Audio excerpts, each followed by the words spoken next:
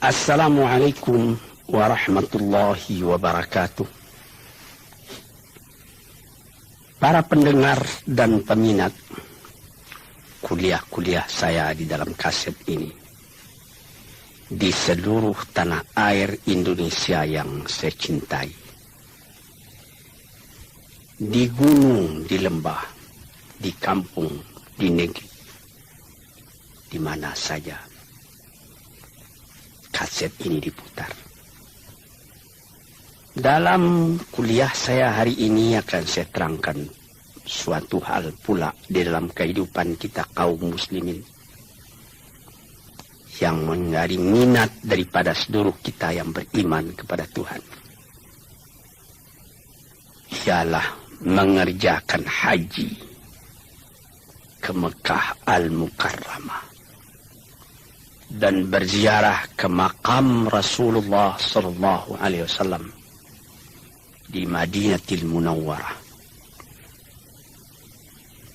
Setiap tahun kita bangsa Indonesia yang jauh ini, yang disebut orang fi Syarqil Aqsa, di tanah timur yang jauh, telah beratus-ratus tahun sejak zaman dulu,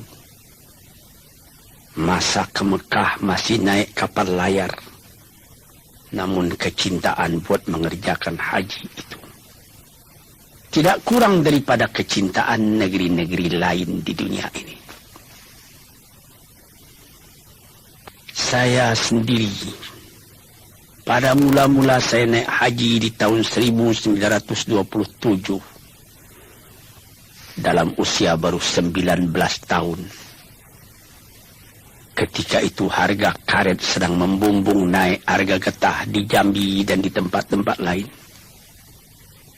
Dan sewa kapal ketika itu, karena belum ada kapal udara sebagai sekarang, baru 165 rupiah pergi dan balik. Berduyun orang yang pergi. Dan waktu itu 165 rupiah pun sudah mahal. Dari tahun ke tahun, belum pernah turun sewa kapal itu. Pada tahun 1950, sesudah penyerahan kedaulatan dari Belanda kepada kita di bulan Desember 49, maka dekat-dekat bulan Agustus 1950, saya berangkat ke Mekah sebagai anggota MPH, Majelis Pimpinan Haji. Kabarnya konon sewa kapal pada waktu itu baru 7.000 rupiah pergi dan balik. Kerinduan orang buat naik haji sama saja, baik di waktu harga tiket 165 rupiah pulang balik, atau 7.000 rupiah pulang balik, atau 1,5 juta rupiah pulang balik, atau sekarang ini sudah lebih lagi, dan belum pernah turun. Namun jumlah orang yang naik haji, orang yang berminat naik haji, tidak berkurang dari tahun ke tahun. Barangkali inilah salah satu mustajabnya permohonan Nabi Ibrahim kepada Tuhan, sebagaimana tersebut di dalam Al-Quran surat Ibrahim. Waj'al af'idatan minan nasi tahwi ilaihim. Ya Tuhanku, jadikanlah hati manusia tertarik buat datang ke sana. Datang ke sana tidak sama dengan kita pergi piknik, tidak sama dengan kita menjadi turis ke Amerika, atau ke London, atau ke Paris, ke Roma, atau ke Spanyol, ke Alabama, atau ke Nebraska, ke Texas, atau ke San Francisco. Tidak sama. kita ke sana buat beribadat. Kita dipanggil oleh Tuhan. Sekurang-kurangnya sekali seumur hidup kita, man istata'a ilaihi sabila. Orang-orang yang sanggup berjalan ke sana. Sehingga ada mazhab lama yang mengatakan berjalan betul-betul sanggup hendaknya ke sana. Seketika saya naik haji bersama istri saya di tahun 1968. Ketika kami naik mobil dari Madinah akan menuju Mekah. Di tengah jalan bertemu satu orang dari Afghanistan. Berjalan kaki hendak pergi ke Madinah. Saya hentikan mobil kami. Saya turun, saya berikan sedikit hadiah kepadanya untuk perjalanannya. Menggelanggang air matanya lalu perjalanan diteruskannya juga. Semua orang yang ada agak sedikit iman dalam hatinya ingin buat pergi ke sana. Kejadian ini dapat kita ingatkan. Almarhum Presiden Soekarno sudah pernah naik haji. Kabarnya konon sampai ke makam Rasulullah di Madinah, beliau tidak tahan keluar air matanya ketika menghadapi kubur Rasulullah itu. Bung Hatta pun demikian pula. Semua telah almarhum. Malah yang paling akhir, Nyonya Fatmawati, bekas istri daripada Bung Karno. Dia berniat mulanya hendak naik haji bersama-sama dengan ayahnya di tahun 1979. Rupanya sebelum tahun 1980 ayahnya meninggal. Maka disampaikannya juga niatnya. Meskipun belum akan dapat naik haji, dia pergi umrah. Selesai mengerjakan umrah, dia pulang ke tanah air, singgah di Kuala Lumpur. Di satu hotel dia meninggal dunia. Demikianlah hati tiap-tiap orang Islam. Bagaimana kecintaannya buat pergi ke tanah suci itu. Dia tahu tanah suci tidak serupa dengan Paris, dengan London, dengan Roma, dengan Spanyol, dengan Nebraska, dengan Alabama, dan lain-lain. Di sana kalau musim panas terlalu panas, musim dingin terlalu dingin. Tapi apabila kita telah datang kembali ke tanah air, teringat musim dingin di sana, tapi di sini kita tidak kedinginan. Cuma jadi ingatan saja. Dengan segala kerendahan hati saya berkata, tuan-tuan, saya sudah pergi ke tanah suci itu baru 12 kali. Saya sudah pergi ke London 2 kali. Tidak ada niat saya buat ke London lagi, tidak. Saya sudah pergi ke Spanyol, tidak ada niat lagi buat melihat bekas Masjid Alhambra, Cordova, Granada, Sevilla, tidak. Saya sudah merasakan ributnya di New York, di Jepang, dan lain-lain. Tapi tidak ada kerinduan buat datang lagi ke sana, tidak. Ya, kalau datang panggilan atau datang undangan, pergi juga, tapi tidak seperti ke Mekah. Tidak dapat itu. Apakah ini termasuk yang irasional, kata orang, di luar ungkapan akal? Dan ini apakah termasuk emosi? Tidak tahulah. Tapi terbayang itu Ka'bah, terbayang sumur Zam-Zam, makam Ibrahim, sembahyang di makam Ibrahim, Allah, Hajarul Aswad, menciumnya. Puas hati pada waktu itu. Habis tawaf, berdiri ke Multazam, bergantung pada baju Ka'bah,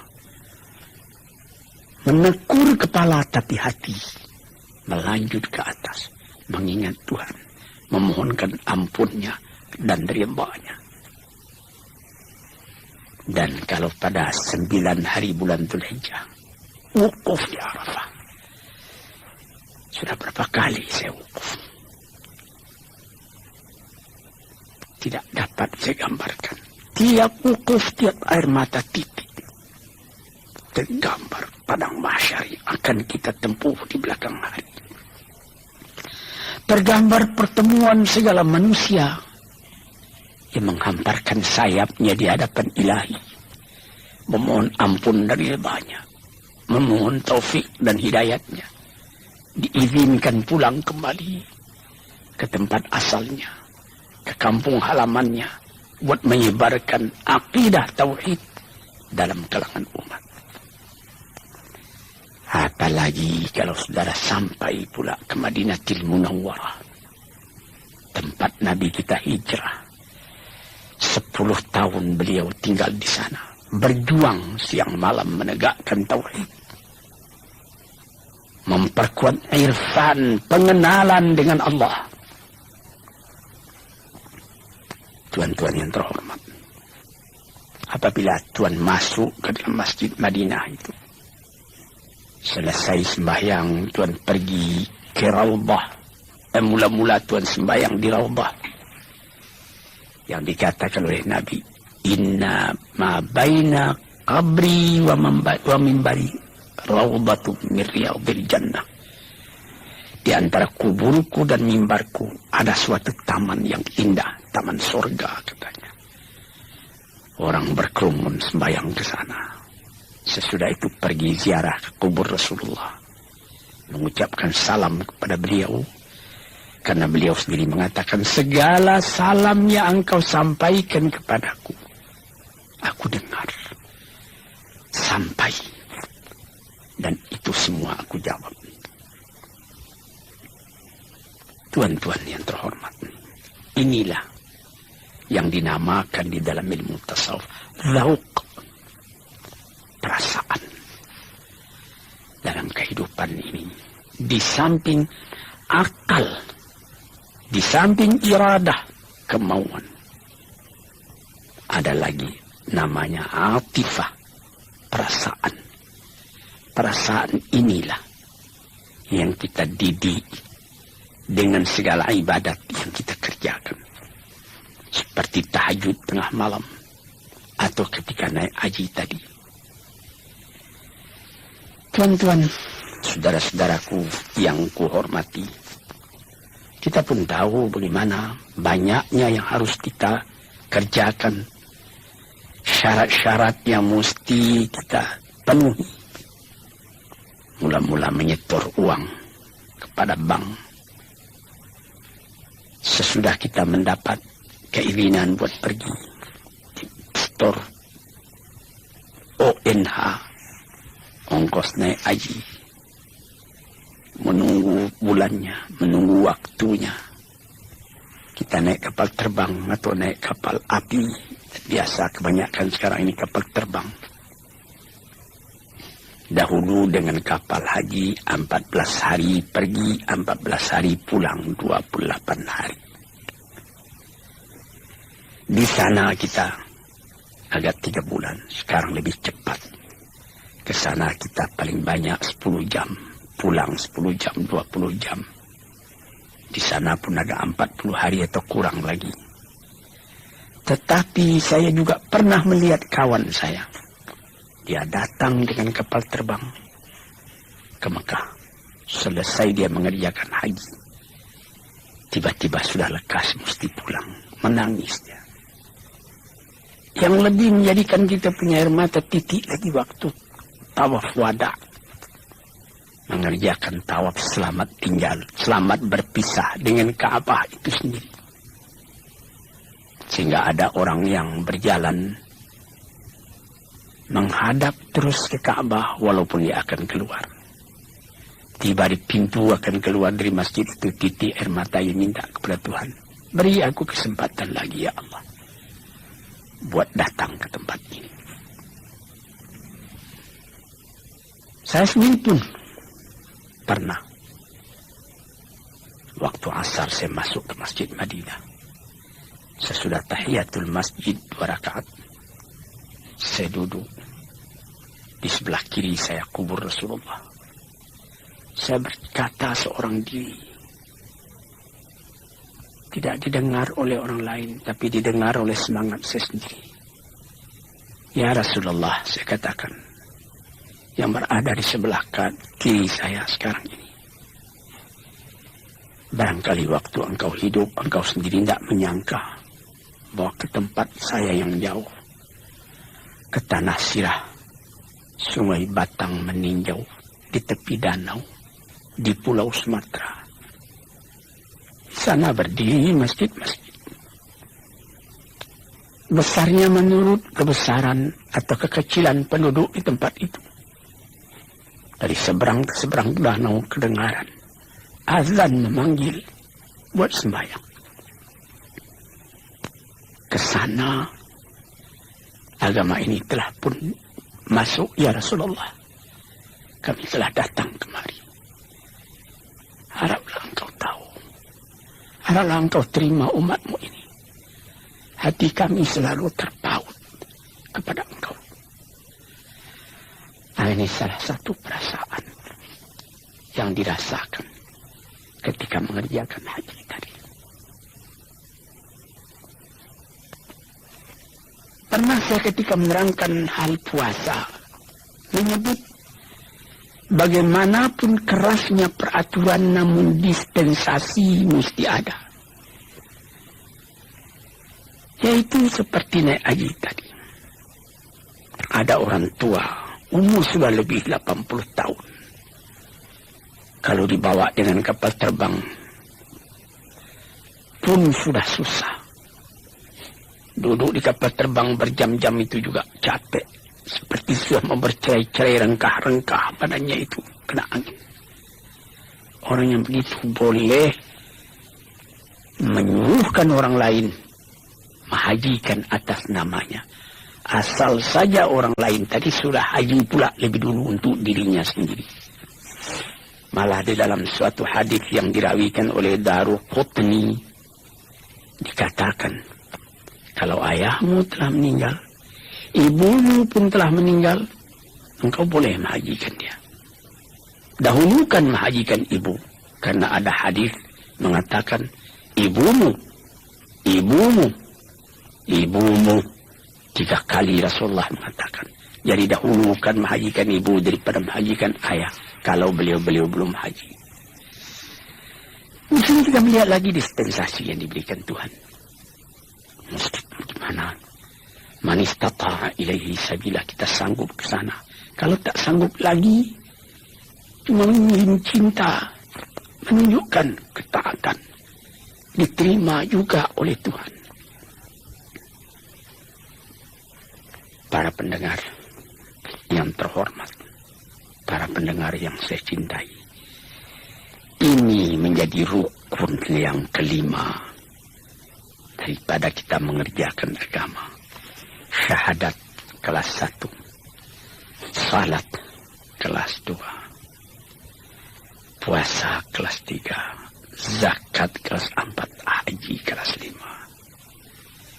Itulah perumpamaan yang populer dalam kehidupan kita. Sehingga dikatakan oleh Nabi, Al-Hajjul Mabrur laisa lahu jazaan illal jannah. Laisa lahu jazaun illal jannah. Haji yang mabrur itu, haji yang diterima oleh Allah itu, tidak ada pahala yang lain kecuali surga. Tuan-tuan bisa menimbang sendiri, apakah ujiannya haji yang mabrur itu? Haji yang mabrur itu terasa kalau kita pulang dari sana. Hati itu terus terpaut juga ke sana. Ka'bah berdiri di Mekah, tetapi setelah kita naik haji, dia berdiri dalam hati kita. Dia berdiri dalam ingatan kita. Dia terbayang terus seakan-akan di hadapan kita. Terbayangnya Ka'bah tadi memperingati pula, memberi peringatan kepada kehidupan kita. Akan hidup dengan tujuan yang tetap sampai bercerai nyawa dengan badan, bertali dengan Ka'bah. Menyembah kepada Allah, menghadapkan muka kepada kiblat. Sehingga sampai di negeri sendiri berubah hidup kita sendiri daripada yang kurang baik kepada yang lebih baik. Ini tanda daripada haji yang mabrur.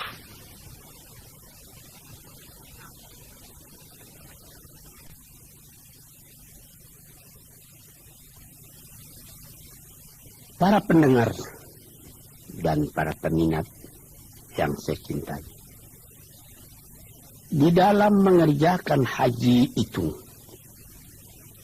haji besar, al-hajjul akbar, haji besar itu ialah 9 hari bulan Dzulhijjah ketika kita wukuf di Arafah. Besoknya 10 bulan Dzulhijjah kita sudah bergegas cepat menuju Makkah buat tawaf ifadah. Sesudah itu kita kembali ke Mina barang 2 atau 3 hari. Di dalam Al-Quran dikatakannya, faman ta'ajjala fi yaumaini fala isma alaih. 2 hari tak berdosa, 3 hari pun tidak. 5 nittaqa, barang siapa yang kuat sampai 3 hari.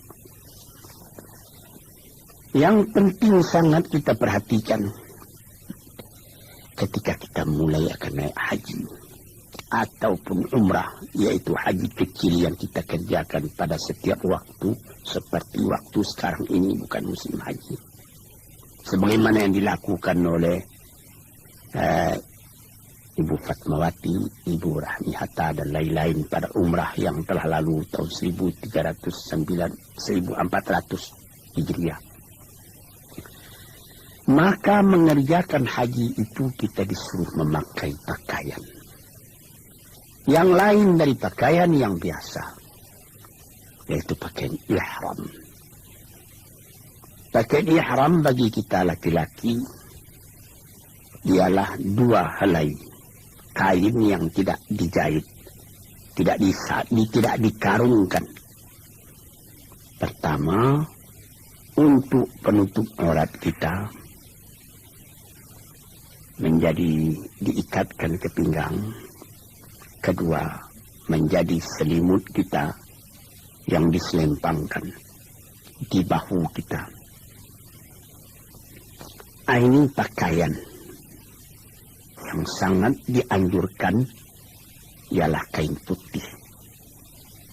Karena ini sudah terjadi beratus beribu tahun, maka telah diperbuat orang kain yang khas untuk ihram, yaitu handuk besar.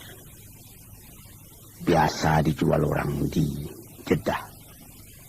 Bahkan sekarang pun, pada tahun-tahun yang sudah disedia kain-kain ihram itu dijual di toko Sainah di Jalan Tamrin. Apa hikmatnya memakai pakaian ini? Supaya terasa betul kesamaan kita di hadapan Allah. Inna akramakum indallahi atqakum.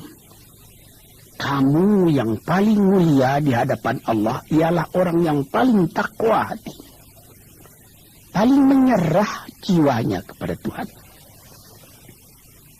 Jadi kalau sekiranya seorang jenderal dengan bintang 4 dan bintang-bintang jasa yang terletak di dada, itulah tanda dia jenderal. Hari itu ungkai pakaian jenderal itu, buka, ganti dengan pakaian ihram. Kalau sekiranya seorang berpangkat tinggi, atau dia kaisar, atau dia imperior, atau dia presiden sekalipun dengan pakaian-pakaian dinas tertentu, bintang gemerlapan pada dada, tanggalkan pada hari itu, ganti dengan pakaian ihram. Sehingga dapat kita lihat pada waktu ihram itu tidak ada perbedaan antara serdadu dengan jenderal, antara kapiten dengan letnan, antara petani dari rimba-rimba sebelah Yaman atau sebelah Najd dengan pengembala unta kaum Badui dari padang pasir, antara datuk-datuk dari Minangkabau, antara raden dari tanah Jawa, antara andi-andi dari Sulawesi, antara gusti-gusti dari Kalimantan, antara para pangeran dari Jawa, dan lain-lain. Tak ada perbedaan sama sekali. Orang semuanya memakai pakaian yang sama. Dan ada lagi tersebut di dalam suatu hadis. Apabila ada orang sedang memakai pakaian ihram itu meninggal, kuburkanlah dia bersama dengan pakaian ihramnya itu. Jangan ditutup mukanya. Dikatakan bahwa nanti apabila kiamat datang, kam labista yawman aw ba'da yawm. Berapa lamanya engkau tidur di sini? 1 hari ataupun setengah hari, katanya. Padahal ini sudah jutaan tahun. Apa yang lebih dulu dikeluarkannya? Labbaik, Allahumma labbaik. Dia sangka dia masih mengerjakan haji. Labbaik, Allahumma labbaik. Inilah yang kita baca selama kita mengerjakan ihram tadi. Labbaik, Allahumma labbaik. Innal hamda wan ni'mata laka wal mulk la syarika laka. Ya Tuhanku, aku telah datang kemari memperkenankan panggilanmu. Aku telah datang. Tidak ada syarikat bagi engkau, tak ada sekutu bagi engkau, esa engkau. Tidak bersekutu dengan yang lain. Segala puji-pujian, segala kekuasaan, semuanya di tangan engkau. Tidak ada sekutu engkau dengan yang lain. Inilah yang dibaca pada waktu itu. Tuan-tuan yang terhormat. Seakan-akan terbayang di hadapan kita bagaimana ratanya padang Arafah itu. Jauh saujana mata memandang padang Arafah. Khaimah berdiri beratus ribu banyaknya. Sejak dari waktu zuhur sudah kedengaran orang membaca munajat, seruannya, ratapannya, pengaduannya, rintihannya kepada Tuhan. Minta diampuni dosanya. Minta ditunjukkan jalannya lurus dalam kehidupan. Minta terang. An-nur, terang. Jangan kegelapan.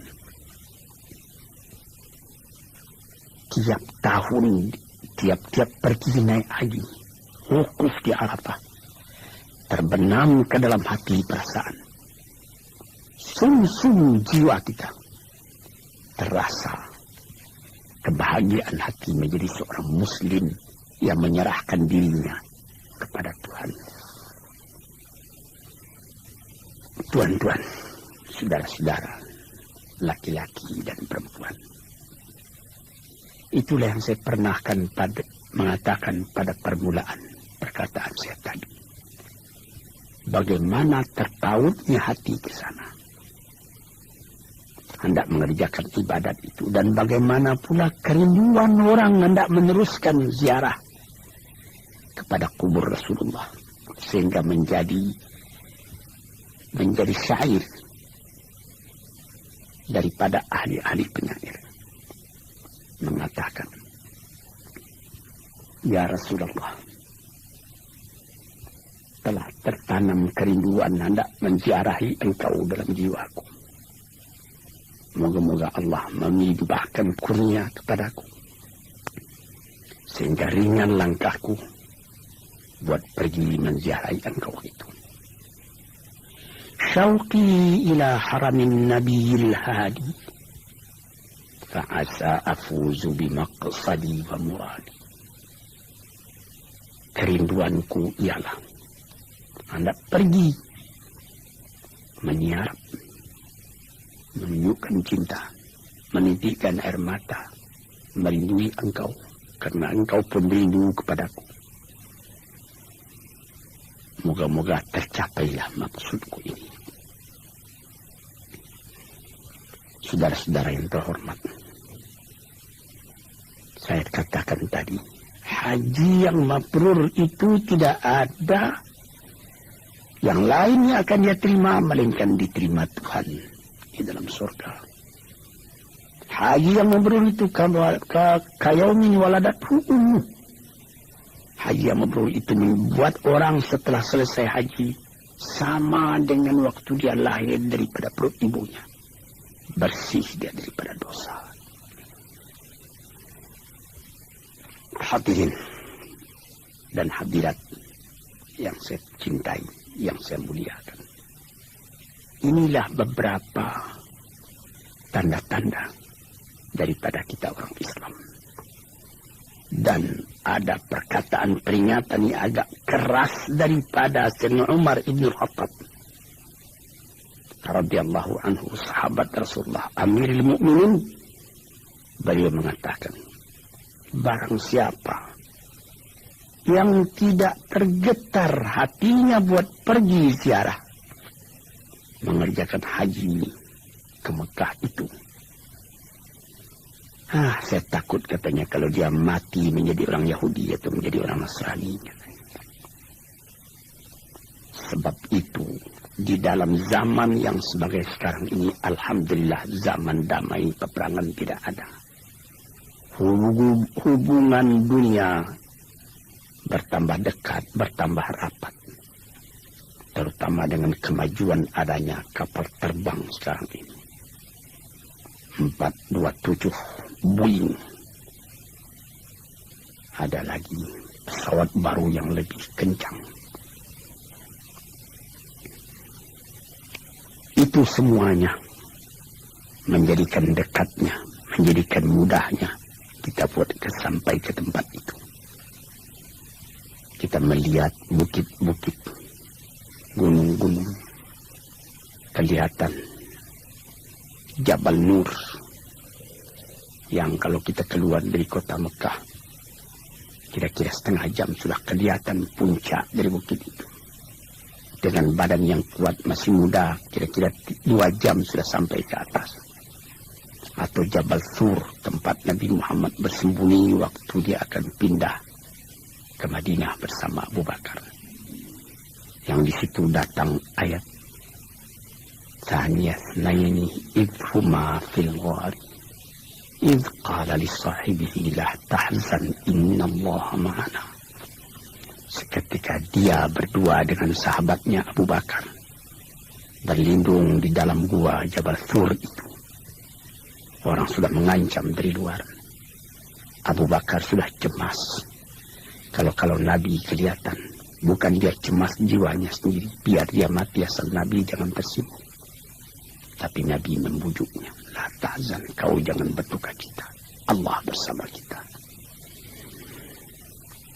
Hadirin, saudara-saudaraku, laki-laki dan perempuan, semuanya ini adalah hal-hal kejadian yang kita alami semuanya dan lekat dalam hati kita, dan kita ingin berulang kembali. Apabila kita sa'i antara Safa dan Marwah, membaca doa-doa yang maksur daripada Rasulullah. Apabila sesudah itu kita punya kepala digunting rambut kita, tahallul namanya. Kita sudah boleh memakai pakaian yang biasa kembali sesudah pakaian ihram. Hati kita pun terang, muka kita pun jernih. Ada orang yang mengumpulkan uang dari tahun ke tahun. Ada seorang teman saya di Masjid Agung Al-Azhar. Boleh saya sebut namanya, Muhammad Tahar. Lebih 10 tahun dia mengumpulkan duit. Ingin hendak ke Mekah. Ingin hendak ke Mekah. Setelah hampir berangkat, uang belum cukup. Kalau ditambah 100.000 lagi itu bisa. Dia tambah-tambah. Datang tahun yang akan datang. Rupanya sewa kapal ke Mekah bertambah naik. Uangnya tidak cukup juga. Akhirnya setelah hampir 10 tahun dia mengumpul uang, tidak cukup juga. Beberapa orang dermawan memberinya tambah uang. Di antaranya almarhum Dr. Isa memberikan sehingga cukup dia pergi ke Mekah. Di tahun 1974 dia ke Mekah. Bukan main. Dalam kemiskinan tapi hati besar. Di dalam kesedihan tapi muka manja. Dia bangga dia kembali. Benar dikatakan bahwa orang ke Mekah hendaklah dengan ongkos yang cukup, dengan belanja yang penuh, jangan sampai minta kepada orang lain. Itu benar. Tetapi apakah agama menutup pintu bagi orang berbuat baik akan berbuat baik? Kalau begitu berapalah orang yang akan sempat pergi ke Mekah? Banyak kejadian orang memberikan, pergilah, kami tolong. Pulangnya hatinya pun puas. Ini contoh fastabiqul khairat, berlomba berbuat kebajikan, dan kebajikan yang utama itu man kasyafa muslimin kurbatan min kurabil dunia kasyafallahu lahu kurbatan min kurabil yaumil qiyamah. Barang siapa yang menolong seorang kesusahan dalam dunia ini, niscaya Allah pun akan menolongnya pula dari kesusahan di hari akhirat esok. Inilah gunanya silaturahim, rasa cinta, rasa sayang antara orang Islam sesama orang Islam. Satu lagi yang meninggalkan kesan yang dalam hati kita sampai di Mekah. Tidak ada perbedaan bangsa, tidak ada perbedaan kulit.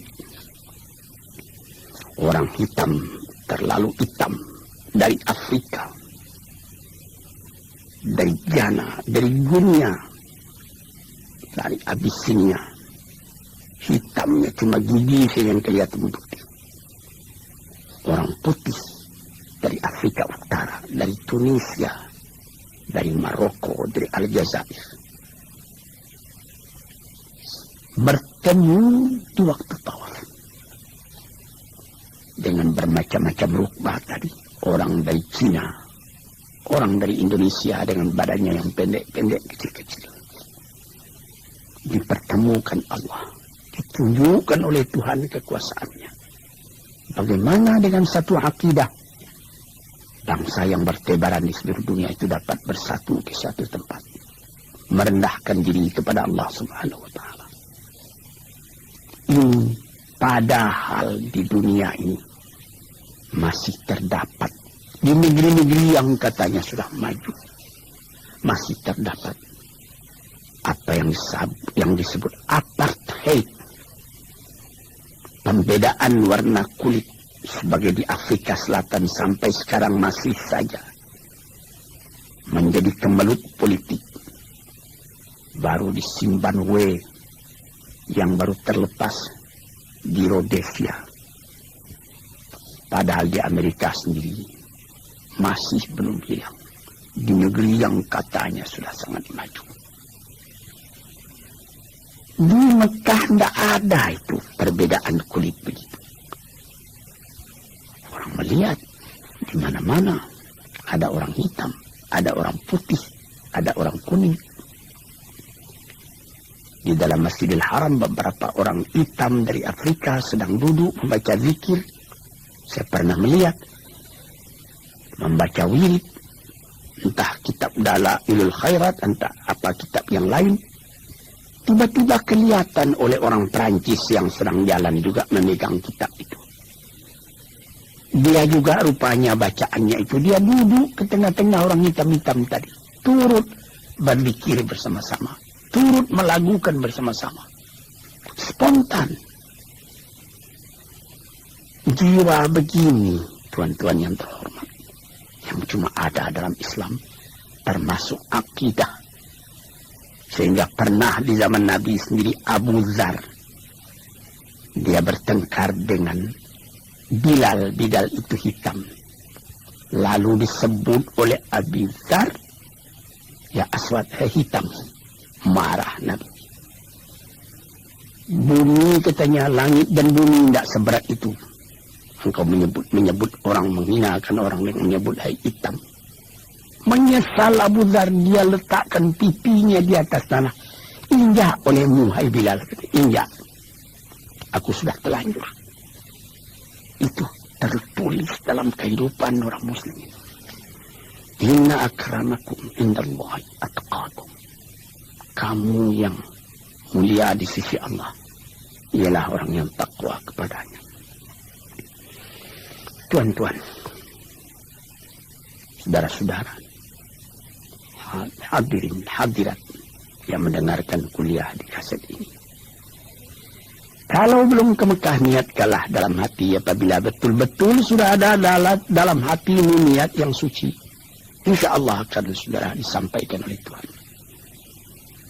Apabila telah datang panggilan naik haji, moga-moga diberi Allah Ta'ala rezeki saudara.